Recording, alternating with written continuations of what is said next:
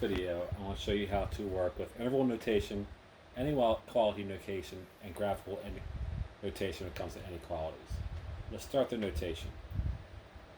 If we have a closed circle, that indicates we're dealing with square brackets, or they're less than or equal to, or they're greater than or equal to. If we have an open circle, that indicates we're dealing with parentheses, less than or greater than. Taking note the lines are not underneath the less than or greater than symbols. So let's start with the first example. We start with -3 and we end at +2. We already have the graphical notation, so we're going to first write it in interval notation. So we start with -3, comma, +2. And since they're closed circles, we're going to put square brackets around them. And we are done with the interval notation. To write it in inequality notation, you just write -3 is less than or equal to x, which is less than or equal to 2. I'll highlight to be consistent, and we are done.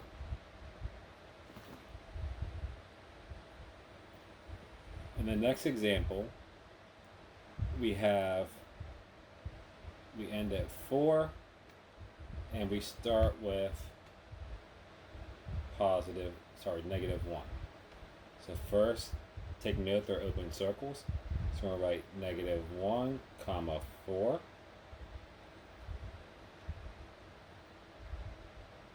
And we're going to highlight to be consistent. Take note we use the parentheses.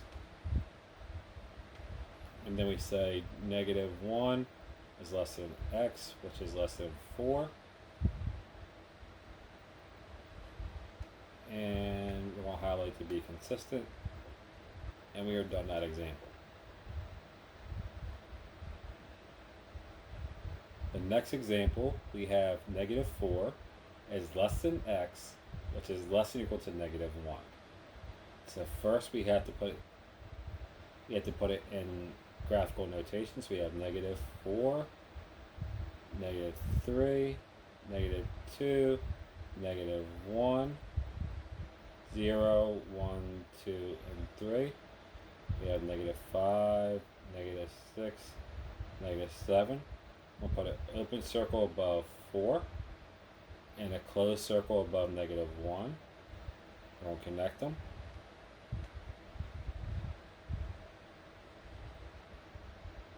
And then -1, last step, just write the inequality notation. So that would be -4 and then -1. The -1 gets a square bracket, the 4 gets a parentheses. And I want to highlight to be consistent, and we are done. Next example, we have an open circle above 1. So essentially what this means is x cannot equal 1. So we're going to use a different form of the interval notation. So we're going to use curly brackets, and we'll say x is in the reals. So this means in the real numbers.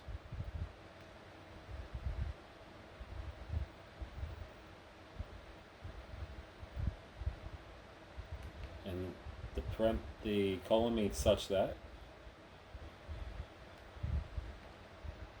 And then we just say x does not equal 1. And we just close it.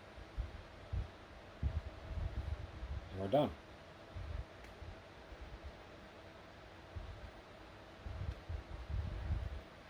Last example. We have x is less than 4. So first we just number our number line. 0, 1, 2, 3, 4, 5, 6, 7, 8, 9, 10. We put an open circle above 4.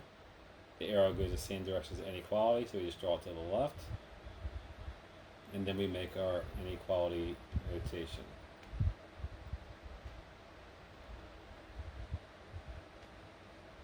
Interval notation.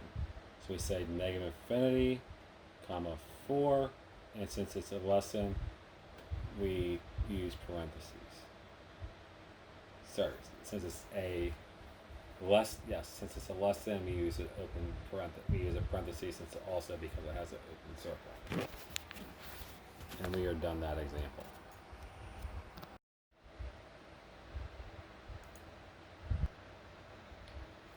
In this section of the video, I want to show you how to solve one-step inequalities using addition or subtraction. These work essentially the same way that you would solve a one-step equation. So if we say x minus 5 is less than 35, our first step is going to be add 5 to both sides.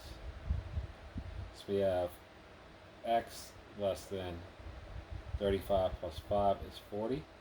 So we're going to plot 40 on the number line. Skip 1 to give me, we'll count by 10s to give me 50.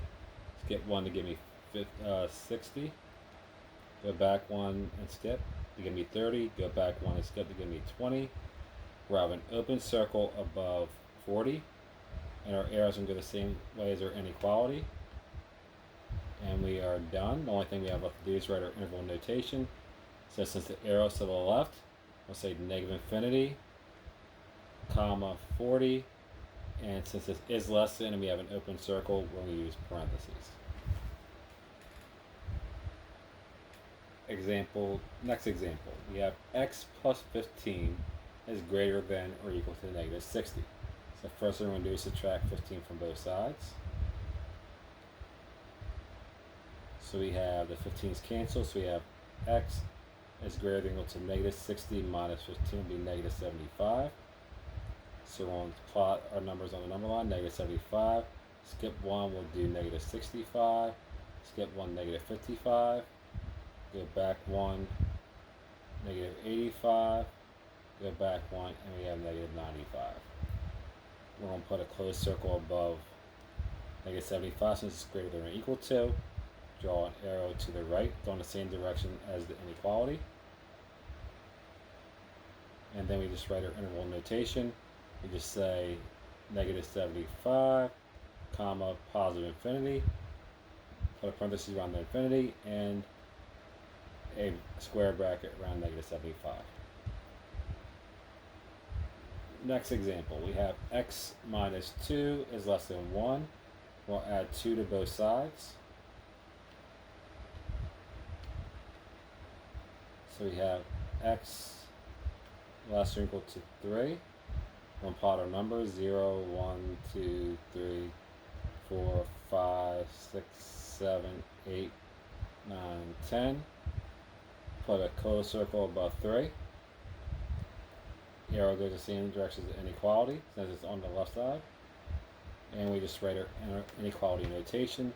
So we just say negative infinity, put a parenthesis around it, comma, 3, and close it with a square bracket.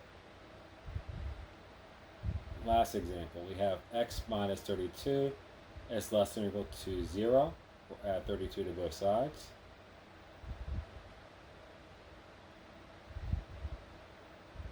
So we have x is less than or equal to 32. So we have 32, 33, 34, 35, 36, 37, going backwards, 31, 30, 29, 28, and 27.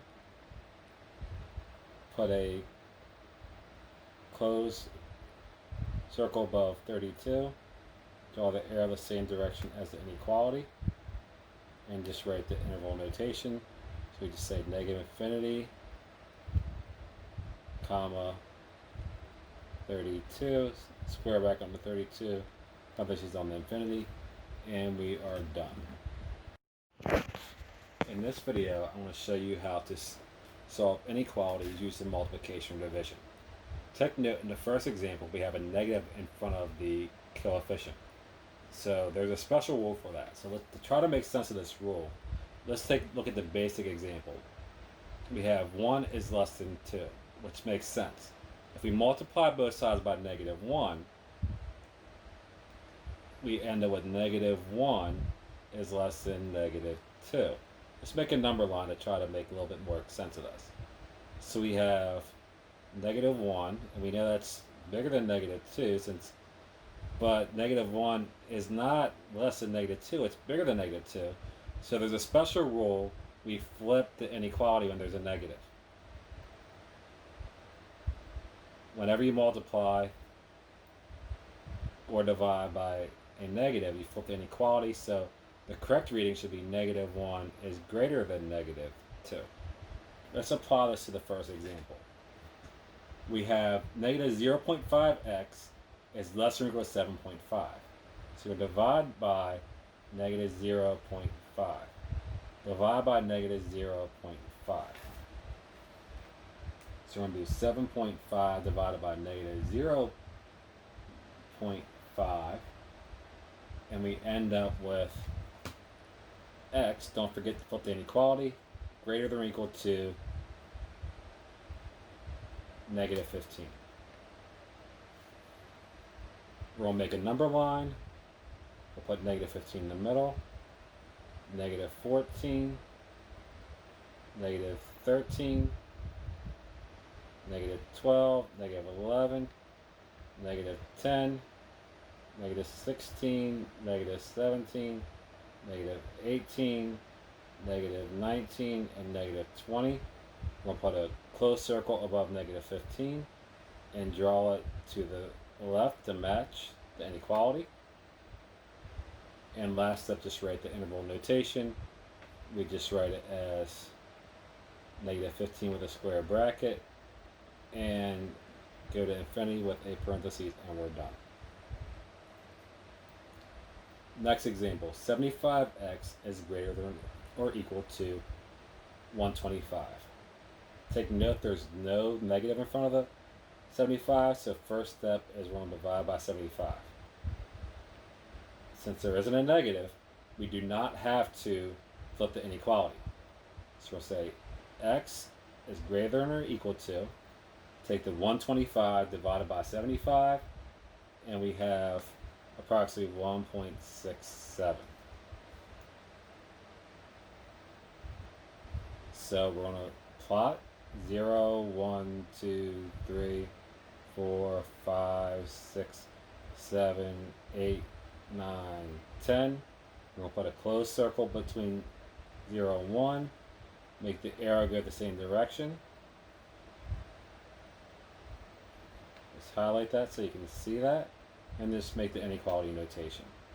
So we say, we start at 1.67, comma, infinity. And we're done.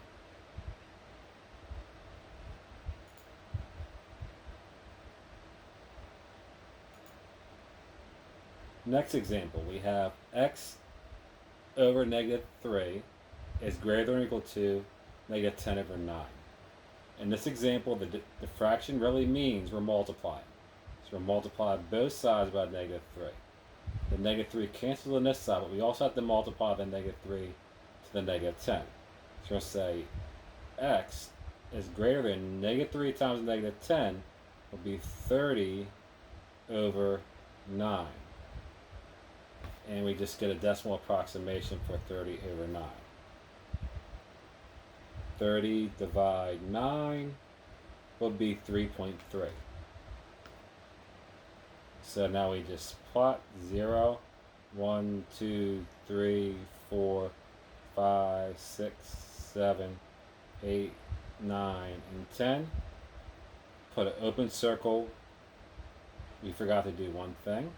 We forgot to flip our inequality since we did multiply by a negative. So don't forget, flip that inequality. Okay, now we have it right. So we'll put a closed circle, open circle between 2 and 3, and draw the arrow in the same direction as the inequality. Last step, just write the interval notation. So we're going to say -infinity, since the arrow's to the left, comma, 3.3, and we put parentheses around the whole interval notation. Last example, we have x over negative 15 is less than 8. We're going to multiply both sides by negative 15. And then we multiply that also to the positive 8. So we have x, don't forget the inequality sign, is greater than 8 times negative 15 will be negative 120. Now we just number negative 120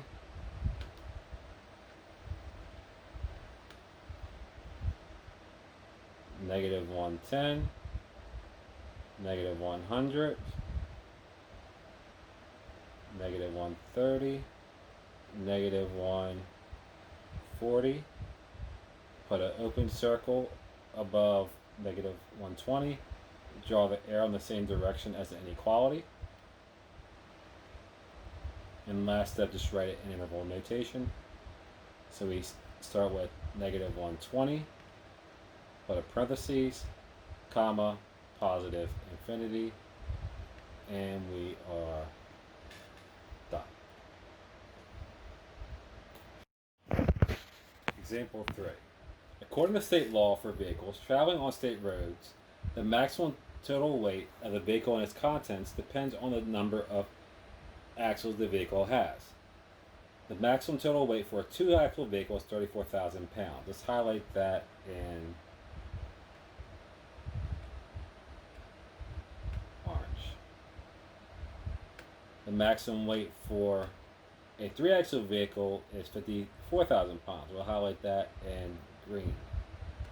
The maximum weight for a 4-axle vehicle is 69,000 pounds. We'll highlight that one in pink. And the maximum weight for a 5-axle vehicle is 80,000 pounds. We'll highlight that in blue. Now we have 2 questions. For each type of vehicle, write and solve an inequality to find the possible weights of a vehicle with its content weight of 14,200 pounds.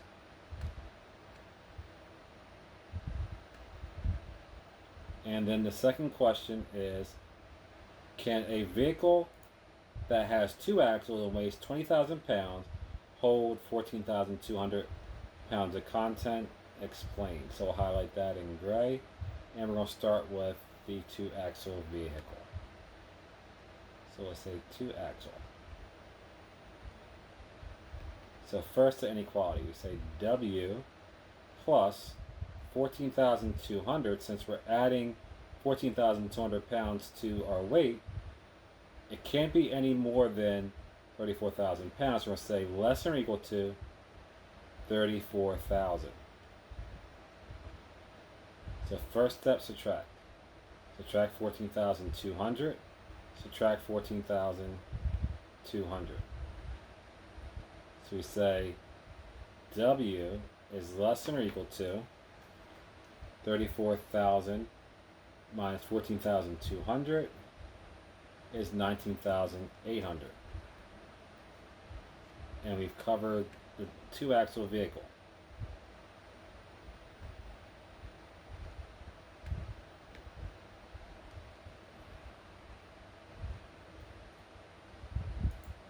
While we're here, we can also answer, can a vehicle that has 2 axles and weighs 20,000 pounds hold 14,200 pounds of content?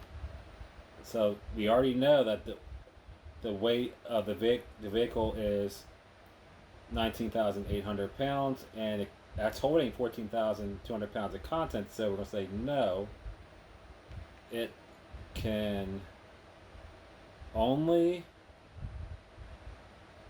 weigh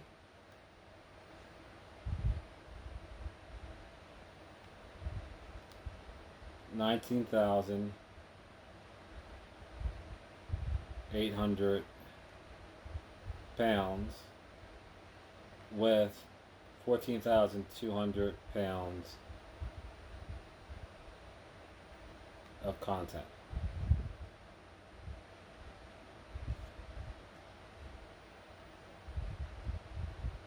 And that answers our question about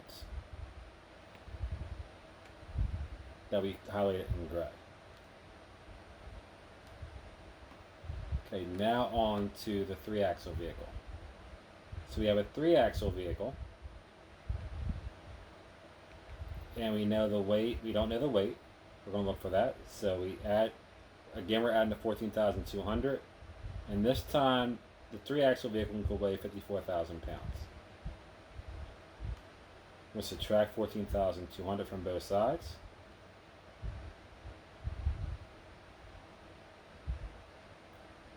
And then we get the weight, the maximum weight of the 3-axle vehicle.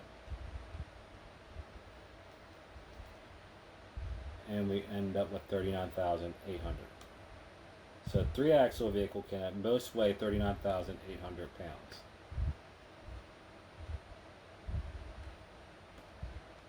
And we'll highlight that in green to match.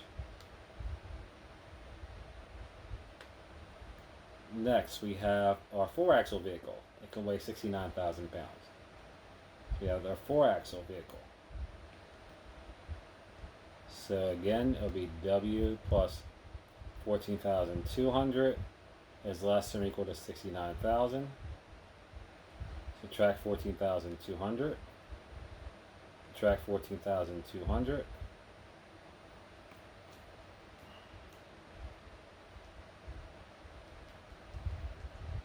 And we end up with W is less or equal to 54,800. So that's saying that the 4-axle vehicle can weigh no more than 54,800 pounds, and we'll highlight that in pink to be consistent with our coloring scheme in this problem.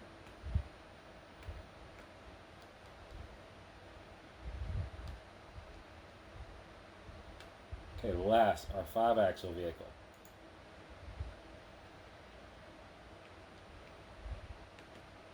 So again, it'd be W plus 14,200 is less than or equal to, it can most weigh 80,000 pounds. We'll subtract the 14,200 from both sides. So we'll say W is less than or equal to 80,000 minus 14,200. So we have 65,800. And we'll highlight that in blue to be consistent with our coloring scheme for the problem. And we are done with the truck problem.